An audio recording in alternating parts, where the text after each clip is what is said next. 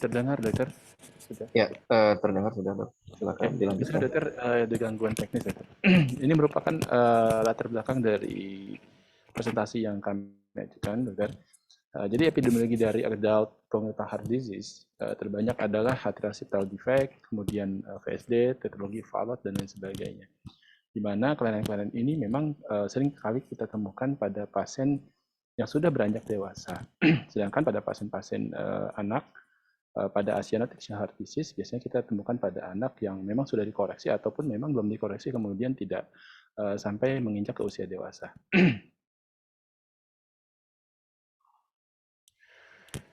Berikut ini adalah angka mortalitas yang dari tahun ke tahun dan angka diagnostik pada pasien yang kami dapatkan dari treatment dan new birth 2016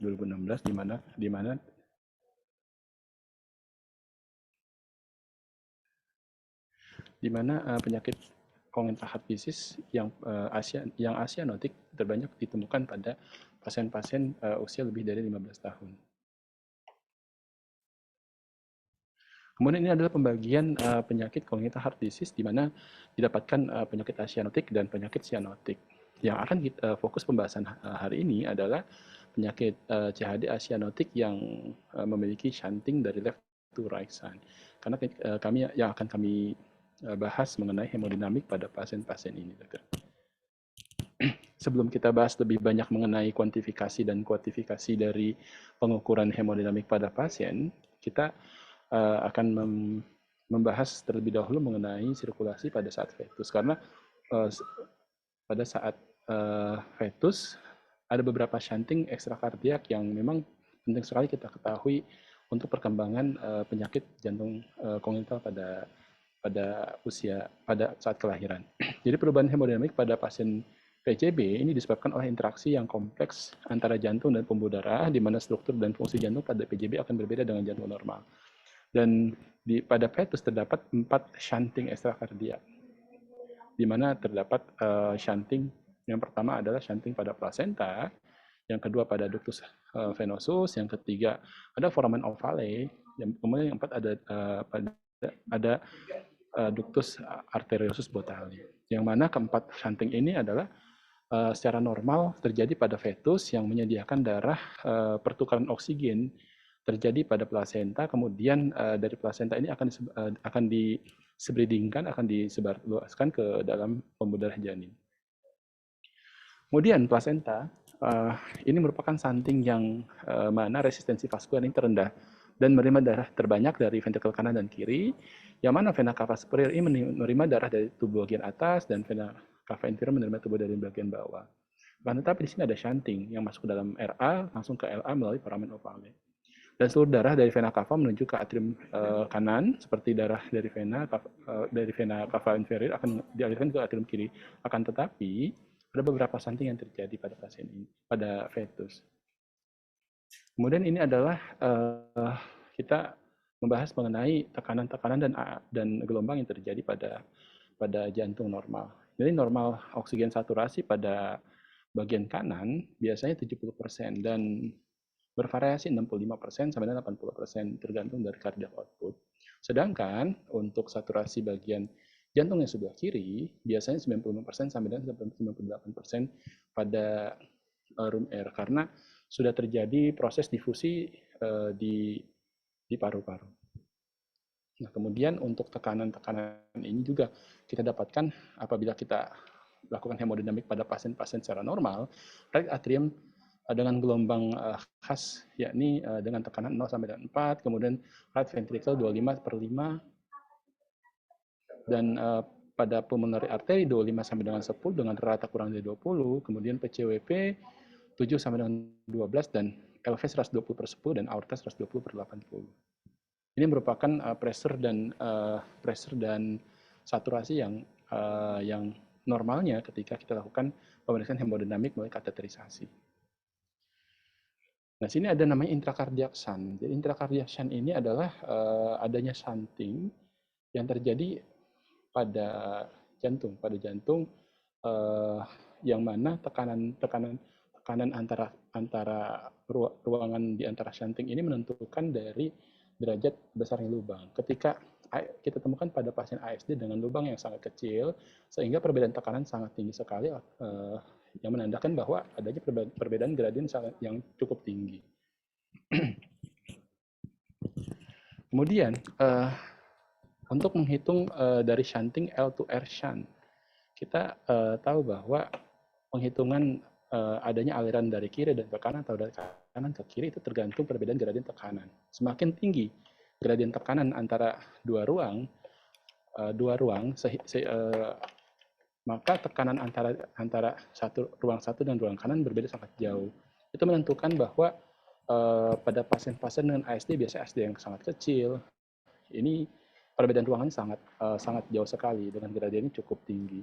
Tetapi apabila terdapat pada ASD yang sangat besar, maka perbedaan tekanan antara dan kiri dan kanan tidak terlalu berbeda, sehingga menyebabkan ketika kita ukur gradiennya tidak terlalu jauh lebar, karena gradien ini adalah suatu diskrepensi dari perbedaan tekanan antara satu ruangan dengan ruangan yang lain. Nah, untuk QP ini adalah suatu aliran pulmonal dan QS adalah suatu aliran sistemik, yang mana kita bisa kalkulasi. QP ini adalah aliran ke pulmonal, kemudian QS adalah ke sistemik. Ketika aliran QP itu lebih tinggi dibandingkan QS, artinya adalah aliran darah ke arteri pulmonal lebih tinggi dibandingkan aliran darah ke sistemik. Ini dapat kita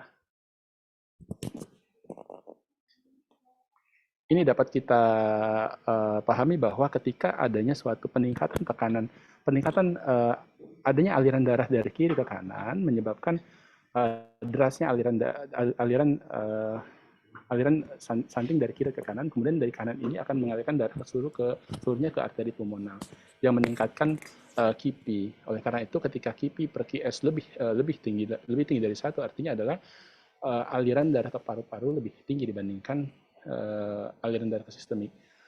Efeknya apa? Ketika aliran darah ke pulmonal ini lebih tinggi, pembuluh darah pulmonal ini akan bereaksi akan terjadi remodeling dan sebagainya yang akan meningkatkan tekanan intrapulmoner yang menyebabkan pulmoner hipertensi.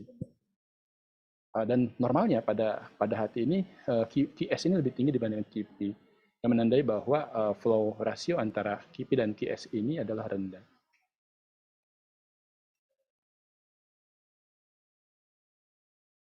Nah, QP-QS ini kuantifikasinya kita bisa hitung. Idealnya penghitungan ini dilakukan secara direct dengan mengukur beberapa tekanan, kemudian saturasi. Yang akan kita ukur, kita bisa menentukan seberapa banyak aliran darah ke sistemik, seberapa banyak aliran darah ke pulmoner.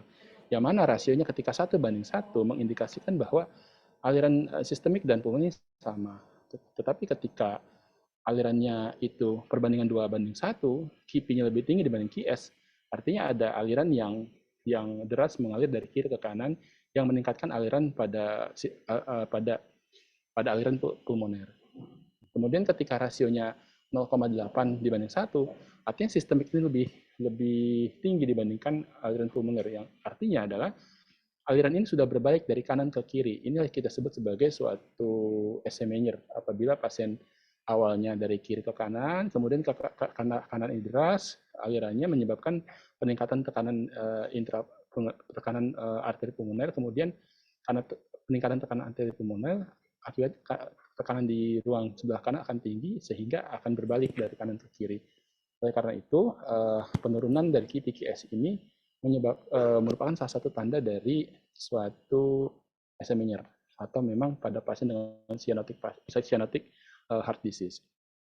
Kemudian pasien dengan low flow rasionya lebih dari 2:1 biasanya kandidat untuk dilakukan koreksi dengan pembedahan.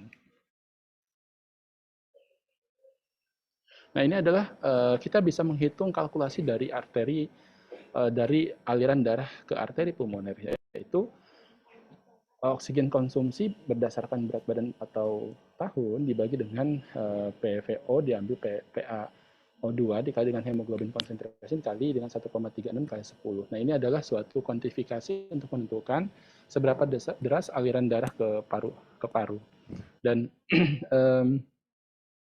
ketika tinggi KIPI-nya menandakan bahwa yang pertama aliran darah ke paru tinggi, yang kedua memang ada shunting intrakardiak yang menyediakan darah dari kiri ke kanan. Salah satu contohnya adalah ASD, kemudian VSD, bisa juga PDA.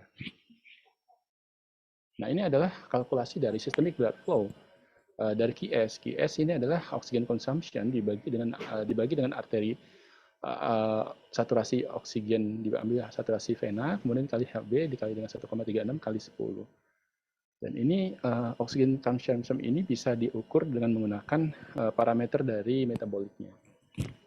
Kemudian ini adalah tabel yang merupakan konstanta ketetapan yang sudah tetap, yang kita bisa nilai berdasarkan usia, kemudian berapa heart rate yang at the time saat kateterisasi kita bisa nilai. Misalnya pasien ini yang kita lakukan kateterisasi dan pengukuran hemodinamik usia 10 tahun, kemudian dengan heart rate 100, berarti dapatkan consumption oxygen per body surface area adalah 149.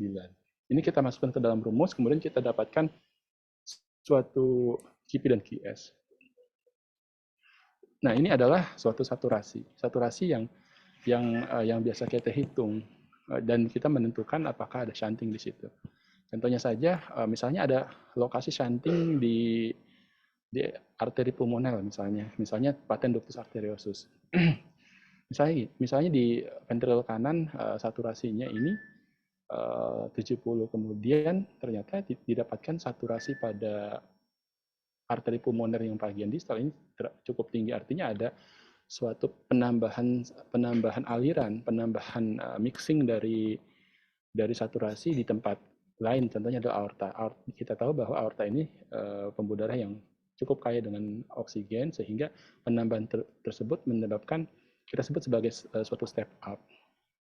Sedangkan untuk ventrikel kanan, contohnya adalah pada pasien dengan ventricular septal defect, misalnya di saturasi di atrium ini 60, kemudian meningkat lebih dari 7, 60 di atrium, kemudian di ventricle ini sampai dengan 60, kemudian di ventricle 80, nambah step up sampai 20.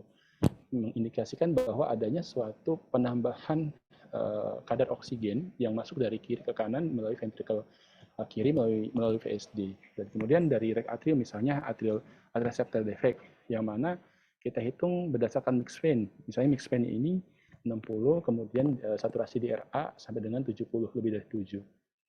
Menandai bahwa adanya suatu penambahan kadar oksigen yang bersih masuk ke RA. Artinya ada suatu ASD pada pasien yang kita lakukan pengukuran. Nah, ini adalah kalkulasi dari mixed vein. Mixed vein ini adalah suatu adanya aliran dari vena masuk ke dalam atrium. Vena ini ada dua, ada inferior dan superior. Ada beberapa formula yang digunakan. Kita biasa menggunakan FLAM, rumus FLAM, mixed vein, di mana mixed vein ini ada 3 kali SPC ditambah IVC dibagi 4. Nah, mixed vein ini adalah oksigen campuran yang menandai, yang dapat dijadikan sebagai dasar terjadi step up atau step down, yang terjadi step up di RA atau tidak. Kalau memang terjadi step up, saturasi lebih dari 7, kemungkinan ada suatu shunting intrakardiak yang menambahkan saturasi oksigen, misalnya pada pasien dengan ASD. Nah, ini KPKS. KPKS ini perbandingan KIPI dan QS ini sangat menentukan sekali dengan manajemen. Karena ketika KIPI QS yang masih tinggi, artinya aliran ke arteri pulmoner cukup tinggi, kita sebut sebagai high flow. Artinya adalah shunting tersebut masih berjalan dari kiri ke kanan. Masih cukup aman, kenapa? Karena shunting dari kiri ke kanan ini saturasi di sistemik masih baik. Yang berbahaya adalah ketika ada shunting dari kanan ke kiri, yang mana saturasi yang rendah akan oksigen itu mengalir ke sistemik. Nah, untuk KPKS 1 sampai dengan 1,5 ini masih diobservasi. Kemudian ketika KPKS-nya 1,5 sampai 2, ini bisa dilakukan closure. Dan kemudian ketika KPKS-nya lebih dari 2, ini dimandatori dilakukan closure. Bisa dilakukan surgery atau percutaneous. Kemudian tadi sudah kami bahas ketika aliran darah karena ada shunting baik ASD, VSD ataupun PDA meningkatkan derasnya aliran ke arteri pulmoner yang menyebabkan remodeling dari pembuluh darah arteri pulmoner. Ketika terjadi remodeling, maka tekan arteri pulmoner akan sangat tinggi sekali. Nah, peningkatan tekanan arteri pulmoner ini kita bisa ukur dengan menghitung namanya pulmonary vascular resistance.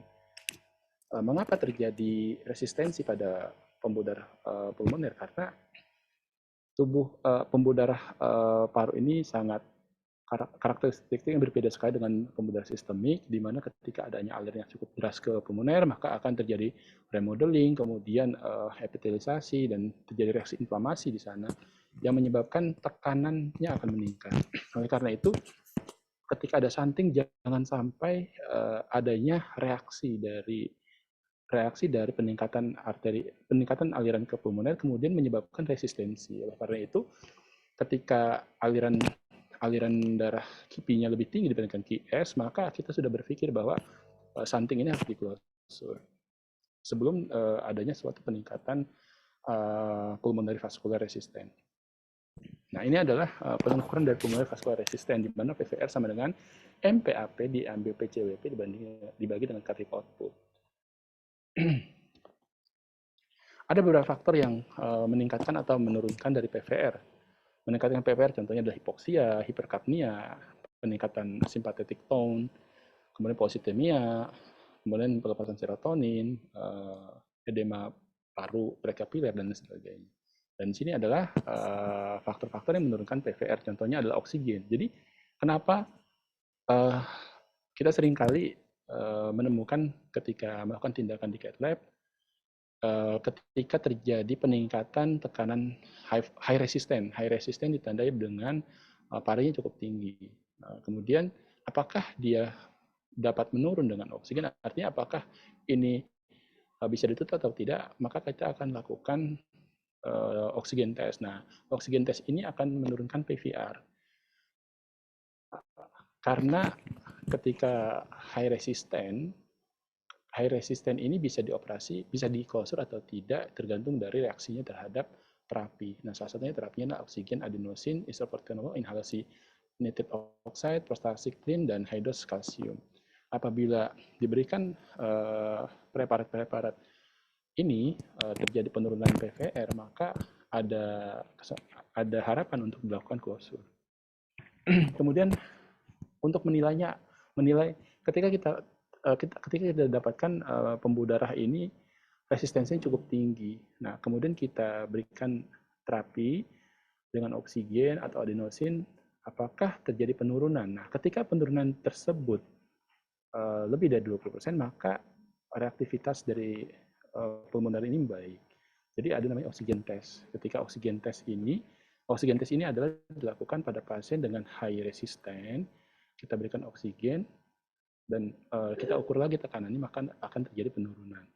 Itu dikatakan sebagai reactive oxygen test. Nah, kriteria untuk positive responder apa saja? Pertama, terjadi penurunan 20% dari tekanan arteri pulmoner, dan PVR juga menurun 10 sampai dengan 40 tanpa penurunan cardiac output. Ini adalah suatu kriteria responder positif pada oksigen reaksi test. Ada lagi pengukuran hemodinamik namanya resistensi rasio. Resistensi rasio ini pembaginya adalah resistensi pulmoner dibagi dengan resistensi sistemik. Sama seperti flow ratio. Flow ratio ini membandingkan antara aliran darah ke paru dibandingkan dengan aliran darah sistemik. Nah, ketika resistensi PVR per SVR-nya itu cukup tinggi, maka untuk indikasi penutupan ada beberapa persyaratan lagi. Nanti akan kita jelaskan, ada beberapa kasus yang akan kita bahas. Nah, ini adalah hemodinamik definisi dari beberapa pemeriksaan. Kenapa pasien adult congenital heart disease ini erat kaitannya dengan hipertensi pulmoner? Karena salah satu komplikasi dari adanya shunting, adanya aliran berlebihan dari kiri ke kanan, maka aliran deras tersebut ke paru, maka pembuluh darah paru akan reaktif, akan remodeling, kemudian terjadi peningkatan tekanan paru. Dan tata laksana peningkatan tekanan di arteri pulmoner itu berbeda sekali dengan peningkatan tekanan arteri sistemik. Karena itu kita harus tahu definisinya. Karena hipertensi sistemik yang biasa kita temukan hipertensi 1, 2 itu bisa dilakukan pengukuran tekanan darah secara indirect menggunakan lancet. Tetapi untuk hipertensi pulmoner ini diagnosanya agak sulit. Kita memerlukan beberapa modalitas diagnostik. Yang sederhana adalah ekokardiografi. Tetapi untuk gold standarnya adalah dilakukan kateterisasi, di mana pulmoner hipertensi didapatkan MPAP lebih dari 20 mm Hg, dan ada namanya prekapillary pH, ada postkapillary pH, di mana ada beberapa kriteria. Prekapillary pH ini adalah suatu peningkatan tekanan intrapulmoner yang terjadi akibat adanya peningkatan aliran. Contohnya adalah ASD, VSD, PDA. Itu disebut sebagai prekapillary pH. pH yang terjadi adalah suatu reaksi dari aksi. Aksinya adalah peningkatan aliran yang cukup deras di arteri pulmoner, kemudian reaksinya adalah terjadi remodeling, menyebabkan dia pH. Sedangkan untuk postkapillary pH ini terjadi pada pasien-pasien dengan gagal jantung kiri yang biasa kita sebut sebagai heart failure, terdapat heart valve dysfunction, maka PCWP tinggi, kemudian terjadi edema paru dan terjadi peningkatan tekanan di paru. Dan ini bukan suatu prekapillary, ini adalah postkapillary pH. Kemudian ada lagi pH yang memang terjadi karena intrakapillary pH-nya itu sendiri, dari paru-paru itu sendiri.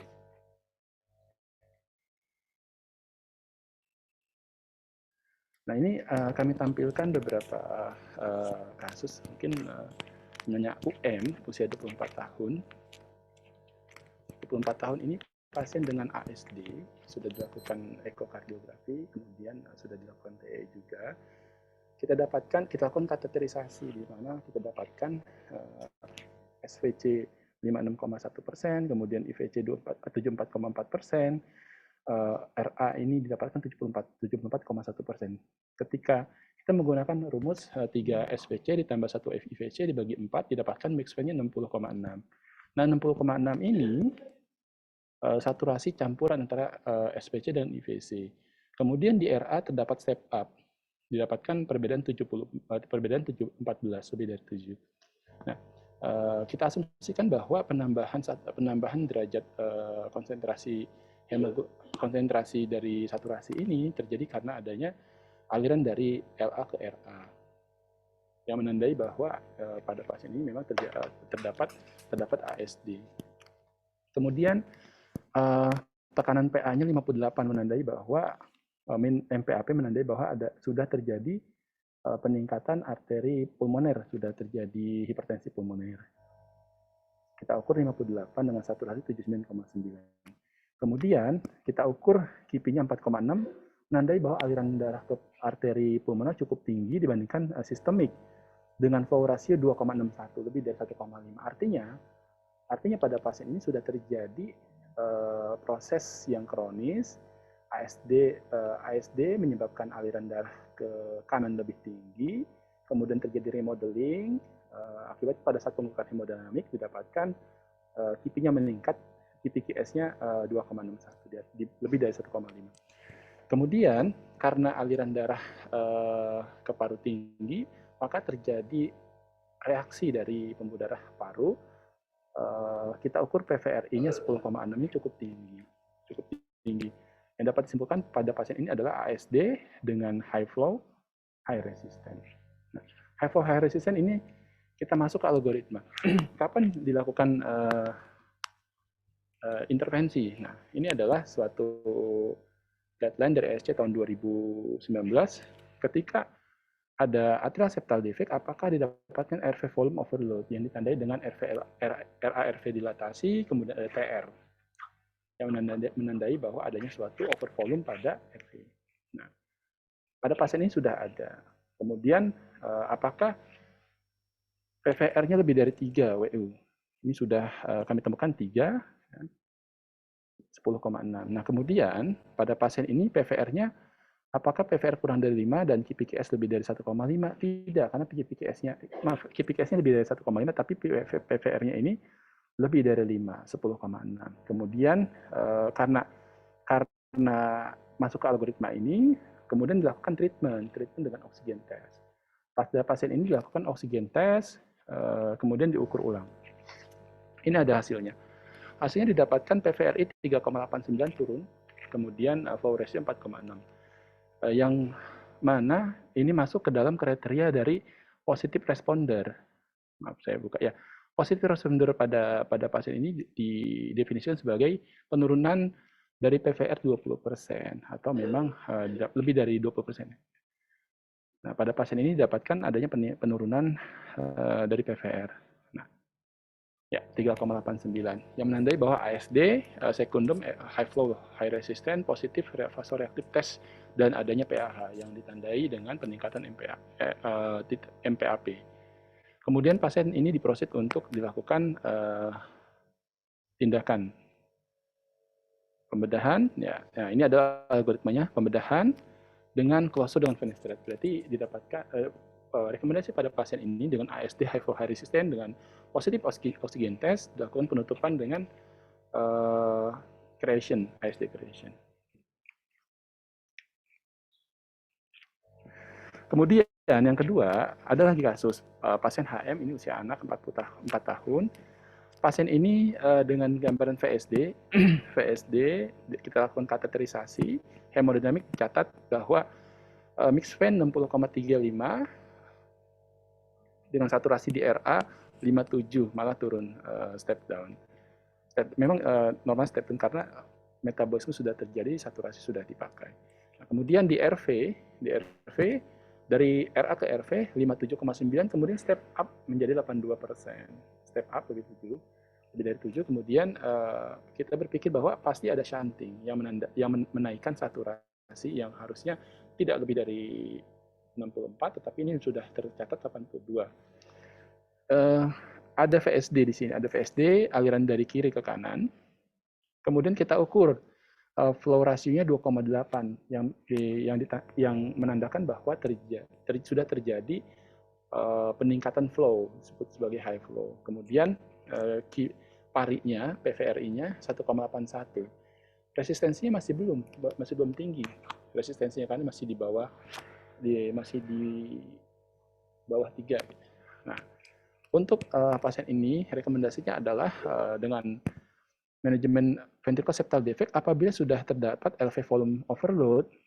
Kalau ada pasien misalnya anak-anak ada VSD tetapi chamber antara kiri dan kanan itu masih balance, itu masih belum ada indikasi dilakukan penutupan. Tetapi ketika sudah ada tidak balance-nya ruang ventricle kiri dan kanan, mana kiri lebih tinggi. Kenapa lebih tinggi? Karena yang kiri ini karena ada shunting, mengalirkan darah dari kiri ke kanan, tekanan lebih tinggi, sebagai suatu mekanisme kompensasi maka akan membesar. Nah, karena terjadi pembesaran oleh karena itu kita lakukan treatment pada pasien. Kemudian kita dapatkan dengan pari 1,81, artinya memang harus di closure. Kemudian pasien ini disarankan untuk closure. Nah, kasus yang ketiga, tadi ASD sudah, VSD sudah, yang terakhir adalah kasus PDA. Ada pasien DP 28 tahun. Pasien ini baru ketahuan adanya PDA karena diminta kontrol untuk pendaftaran screening untuk pendaftaran ke perguruan tinggi luar. Kemudian dilakukan pemeriksaan, ternyata memang ada bising continuous dengan posisi di SIC 3, SIC 2 di linea parasternal kanan. Nah, kemudian dilakukan echo, ternyata memang ada PDA, dilakukan pengukuran hemodinamik pada pasien ini, didapatkan mixed-vein 76,12, flow ratio 2,97, dengan KIPI sangat tinggi sekali 10,01. Nah, derajat peningkatan flow ratio antara ASD, VSD, dan PDA ini lebih cepat PDA, karena PDA ini aliran dari aorta ke ke pulmonal ini cukup deras, sehingga KIPI-nya lebih tinggi. Dan ketika KIPI lebih tinggi, maka parinya juga apabila tidak ditreatment segera, maka akan cepat meningkat menjadi PH, dan lama-kelamaan bisa SME nyerah apabila tidak dilakukan terapi segera. Kemudian didapatkan MV 76, flow ratio 2,97 dengan PVRI 4,79. Apabila mengikuti algoritma ini pada pasien dengan LV overload, jadi kalau jadi pertanyaan, kapan PDA ditutup? PDA ditutup ketika memang algoritma ini sudah ada LV volume overload.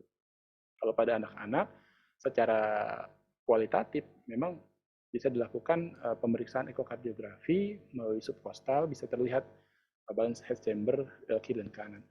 Kemudian ketika terjadi LV volume overload dengan PVR lebih dari 3, kemudian PVR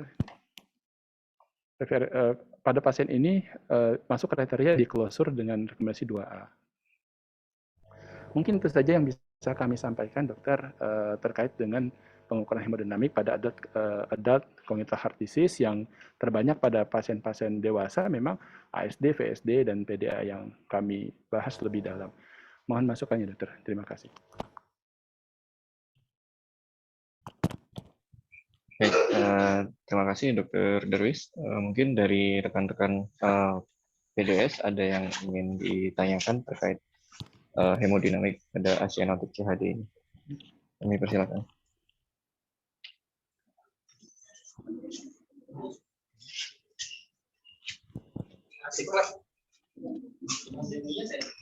Berulang, Dok.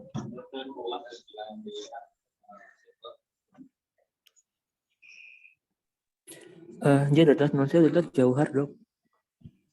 Ya, baik Dr. Johar, silakan, Dok. Baik, matur nuwun dokter Ganang, matur nuwun dokter Darwis atas penjelasannya cukup lengkap tentang hemodinamik pada pasien dengan ASD. Mungkin ada 2 pertanyaan, dokter. Yang pertama terkait dengan indikasi untuk closure. Kalau kita lihat ke algoritma baik itu di konsensus di kolon untuk pasien dengan congenital heart disease pada usia dewasa, patokan untuk perlu atau tidak untuk AVT dan perlu atau tidak untuk closure adalah dengan melihat PVR dan perbandingan PVR dan SVR atau tadi rasio resistensi, ya, dokter. Kadang-kala kita menemukan mungkin bukan algoritma yang ini, dokter, ada algoritma satu lagi yang tentang kapan indikasi untuk vasoreactivity test pada pasien-pasien dengan left to right shunt. Di situ dikatakan bahwa jika pada dewasa jika PVR kurang dari 4, kemudian dengan PVR per SVR kurang dari 0,3, maka AVT menjadi opsional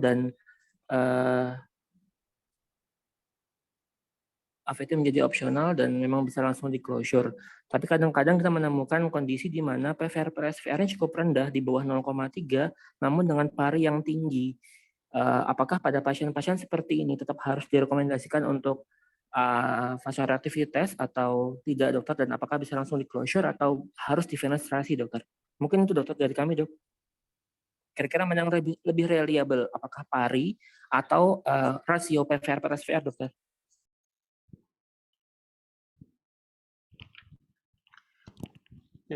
Ya, silakan untuk stase karpet. Jadi yang ditanyakan Dr. Darwis adalah pada pasien dengan PH yang disertai PVR yang masih cukup tinggi, tetapi PVR per SVR-nya sebenarnya cukup rendah, misal di bawah 0,3, namun PVR-nya tinggi.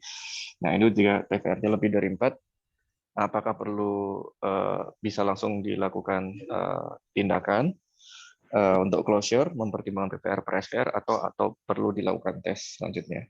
Kami persilakan.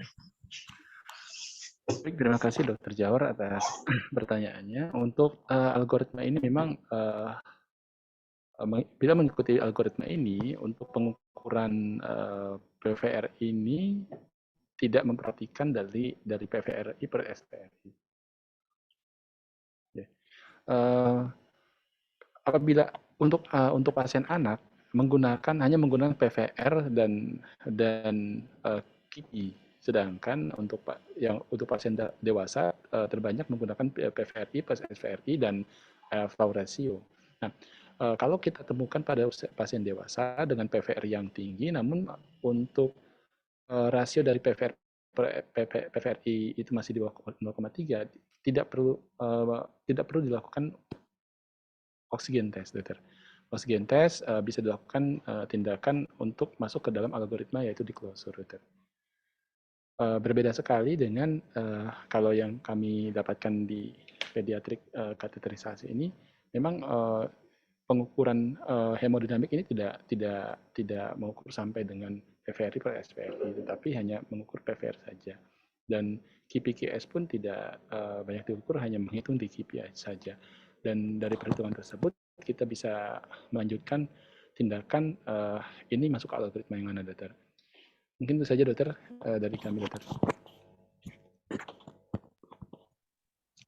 Mungkin ada, ya silakan Dokter Sinar. Assalamualaikum dokter, izin menambahkan dokter.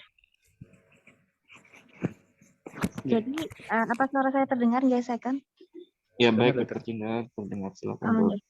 Baik, jadi tadi saya menangkap maksud pertanyaan Dokter Johar tadi. Jadi yang dipakai sebenarnya apa untuk kriteria closure pada pasien ACHD ya dokter? Apakah lebih dipertimbangkan PVRI-nya atau PVR per SVR-nya mengenai nggih dokter? Karena terkadang memang pada pasien kita temui PVR per SVR-nya kurang dari 0,3 tapi PVRI-nya lebih dari 4 seperti itu nggih dok. Nah, ini dari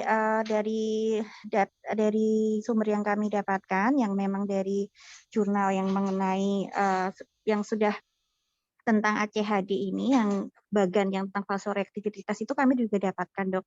Sebenarnya kalau setahu kami rekomendasi operability untuk pasien lebih dari 17 tahun itu tuh lebih konservatif itu berdasarkan PVRI, jadi kurang dari 4 dokter. Nah, tapi indikasi untuk closure itu bisa didapat lebih generous, lebih murah hati untuk pasien dewasa seperti itu dok. Jadi pada pasien dengan yang menunjukkan vasoreactivity-nya tes itu mencapai area 4 sampai 6 sampai 8 itu memang bisa tetap dilakukan PH terapi dulu, kemudian di-assess kemudian untuk dilihat apakah range operability-nya itu bisa masuk. Jadi kalau dari jurnal yang kami baca ini memang untuk lebih tetap dipertimbangkan untuk PVRI-nya dokter, meskipun PVR per SVR-nya itu masuk kurang dari 0,3 dokter. Itu apabila ada tambahan lagi kami persilakan dokter. Baik, terima kasih Dokter Cindar. Mungkin dari Stasa Karpet mau menambahkan? Atau mungkin ini dok, mungkin Dokter Cindar bisa memberikan pendapatnya. Apakah misal pada kasus-kasus seperti itu kita bisa mempertimbangkan, kita membandingkan antara systolic PA pressure dibandingkan dengan systemic pressure, yang mana ada beberapa sumber mengatakan bahwa jika PA pressure systolic itu kurang dari setengah dari systemic pressure itu masih bisa dipertimbangkan untuk di closure. Atau mungkin dari residen sekalian ada yang ingin memberikan pendapat, kami persilahkan.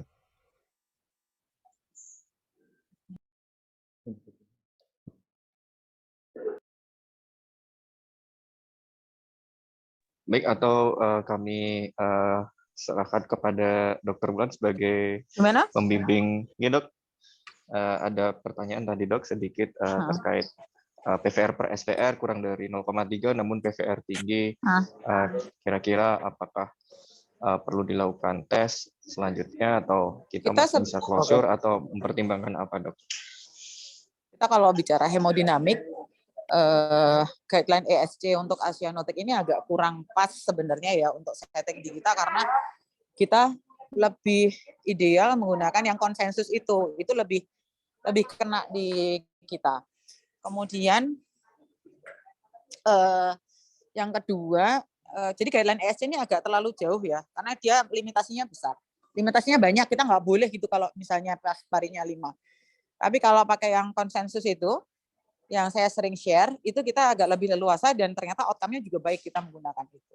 Kemudian yang kedua yang perlu saya highlight di sini, itu adalah yang pertama, penghitungan kita terhadap QP, itu kan oxygen consumption test. Nah, oxygen consumption test kita tuh berdasarkan tabel, itu masih sebenarnya adalah per mililiter per menit gitu.